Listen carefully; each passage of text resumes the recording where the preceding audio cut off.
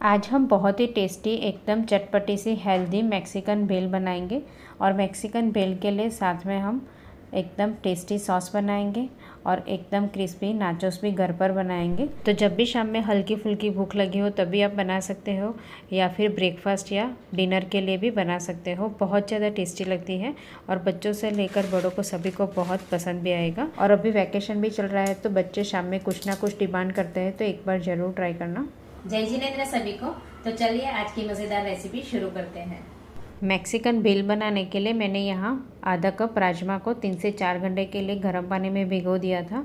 तो देखिए राजमा अच्छे से भीग कर फूल गए हैं, तो इसे हम कुकर में ऐड करेंगे और साथ में इसमें 1 कप पानी और ऐड करेंगे और आधी टीस्पून नमक डाल देंगे और इसे हम ढक्कन लगाकर बंद करके 5 से 6 सीटी लगाकर बॉईल कर लेंगे।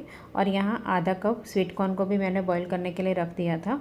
अब नाचोस बनाने के लिए 1 कप मक्के के आटे को हम एकदम बारीक छन्नी से छान लेंगे। तो आटा हमें एकदम बारीक लेना है। साथ में हम आधा कप गेहूं का आटा ऐड करेंगे, आप चाहो तो मैदा भी ऐड कर सकते हो। अब इसमें आधी टीस्पून नमक, आधी टीस्पून अजवाइन को ऐड करेंगे। नमक और अजवाइन हम आटे में अच्छे से मिक्स कर देंगे और इसमें हमें मोयन ऐड करने की ज़रूरत नहीं है। हल्का गुनगुना पानी से हम आटा लगाएंगे।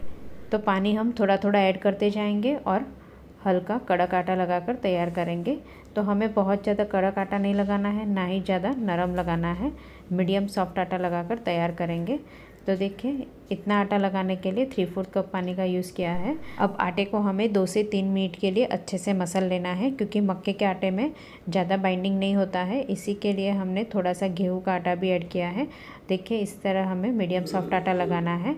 अब आटे को हमें रेस्ट के लिए नहीं रखना है। इतने आटे में से हम 8 से 9 लोई बनाएंगे और सूखे आटे में रोल करके इसे हम पतला बेल देंगे। तो जब भी आपको मैक्सिकन भेल बनानी है तो ये नाचोस चिप्स आप पहले से बनाकर रख सकते हो। और नाचोस बनाने के लिए हमें मक्के का एकदम बारीक आटे का यूज़ करना है। अगर आपके पास मक्के की रोटी बनाने का दरदरा आटा है तो मैदे छनने वाली छन्नी से हमें एकदम बारीक छान लेना है। और देखिए इस तरह से हमें पतला बेल लेना है और बेलने के बाद हमें फोक की मदद से छेद कर देना है, जिससे ये नाचोस चिप्स बिल्कुल फूलेगी नहीं और एकदम क्रिस्पी बनेगी। तो देखिए हमने छेद कर लिया है। अब इसे हमें कट करना है। तो नाचोस चिप्स को हम ट्रायंगल शेप में कट करेंगे। तो उसके लिए हम पहले बीच में एक कट लगा देंगे, यानी वर्टिकल और हॉरिजॉन्टल दोनों कट लगा लेना है। और जैसे हम पिज़्ज़ा कट करते हैं वैसे ही हमें कट करके ट्रायंगल शेप में कट कर लेना है। तो देखिए चिप्स बनाने के लिए नाचोस को कट करके तैयार कर दिया है। अब इसे हम एक प्लेट में या फिर चॉपिंग बोर्ड पर इस तरह से रख देंगे। तो देखिए यहाँ मैंने सारी इस तरह से बेल कर तैयार कर दी है। अब इसे हम फ्राई करेंगे। तो फ्राई करने के लिए मैंने यहाँ दादोबा का ग्राउंडनट वुड प्रेस ऑयल लिया है।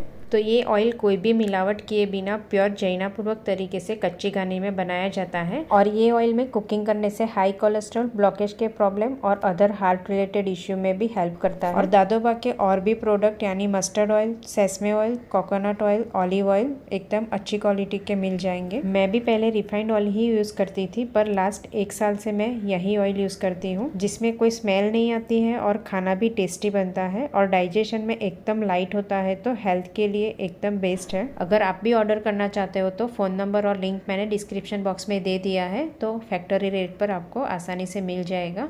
तो ऑयल अच्छे से गर्म हो जाने के बाद गैस की फ्लेम मीडियम कर देंगे और एक एक चिप्स को ऑयल में डाल देंगे और स्लो टू मीडियम फ्लेम पर पलट पलट कर क्रिस्प होने तक फ्राई करेंगे।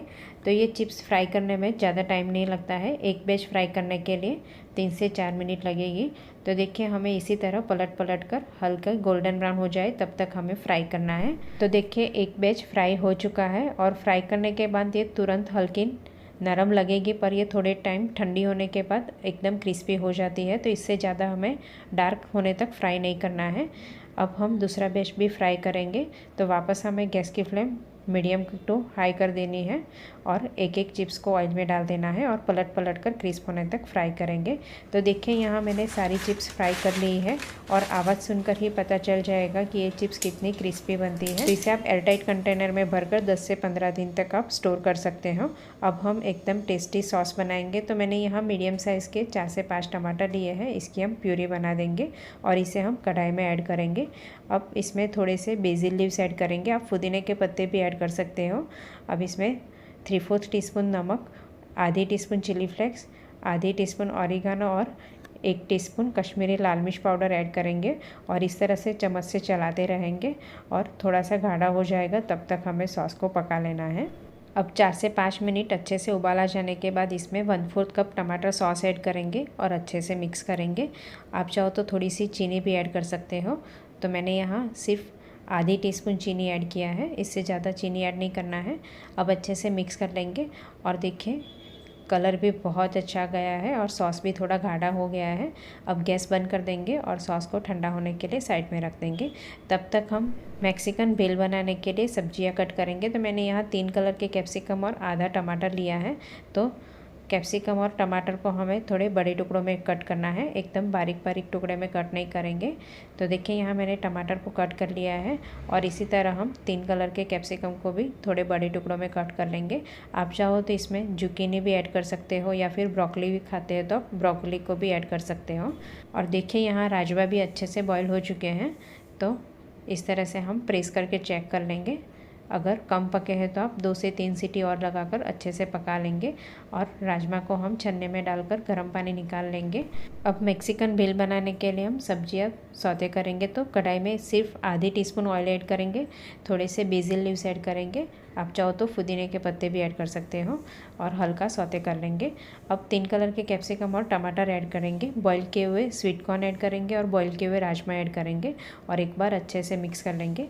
गैस की फ्लेम मीडियम टू हाई रखेंगे और 2 से 3 मिनट के लिए चम्मच से चलाते रहेंगे, जिससे कैप्सिकम और टमाटर हल्के सॉफ्ट हो जाएंगे और क्रंची भी रहेंगे। अब इसमें 3/4 टीस्पून नमक ऐड करेंगे, 1/4 टीस्पून काली मिर्च पाउडर, आधी टीस्पून लाल मिर्च पाउडर ऐड करेंगे और इसमें ज़्यादा मसाले ऐड करने की ज़रूरत नहीं है। बस 2 से 3 मिनट के लिए मीडियम टू हाई फ्लेम पर हल्का सौते कर लेंगे और गैस बंद कर देंगे। तो ये मैक्सिकन भेल आप गरम भी सर्व कर सकते हो और ठंडा भी सर्व कर सकते हो। अब मैक्सिकन भेल असेंबल करने के लिए जो वेजेस हमने सौते किया था उसमें से थोड़े से वेजेस को एक बाउल में ऐड करेंगे, बारीक कटी हुई हरी मिर्ची ऐड करेंगे और थोड़ी सी नाचोस चिप्स को इस तरह से तोड़कर फिर ऐड करेंगे। तो भेल में आपको कितना क्रंची चाहिए उस हिसाब से आप नाचोस चिप्स को तोड़कर ऐड करेंगे। अब इसमें हम सॉस भी ऐड करेंगे। तो 2 से 3 टेबलस्पून सॉस ऐड करेंगे, थोड़ा सा बारीक कटा हुआ हरा धनिया ऐड करेंगे और अच्छे से मिक्स कर लेंगे और तुरंत इसे हम सर्व करेंगे। तो जब भी सर्व करना है तब हम इस तरह से थोड़ी थोड़ी भेल को असेंबल करेंगे और फिर सर्व करेंगे। तो जब भी मैक्सिकन भेल बनाना है तब आप नाचोस चिप्स पहले से बना कर रख देंगे और वेजिस को भी हम पहले से सौते करके रखेंगे। फिर जब सर्व करना है तब हम सब असेंबल करेंगे और सर्विंग प्लेट में फिर सर्व करेंगे। ऊपर से थोड़ी सी नाचोस चिप्स को तोड़कर फिर सर्विंग के वक्त सर्व करेंगे। थोड़ा सा चीज़ भी ग्रेट करेंगे, तो चीज़ आप अपने टेस्ट के हिसाब से कम ज़्यादा ग्रेट कर सकते हो। सर्विंग प्लेट में नाचोस चिप्स भी रख देंगे। तो जब भी शाम में हल्की फुल्की भूख लगे तब आप एक बार ज़रूर ट्राई करना।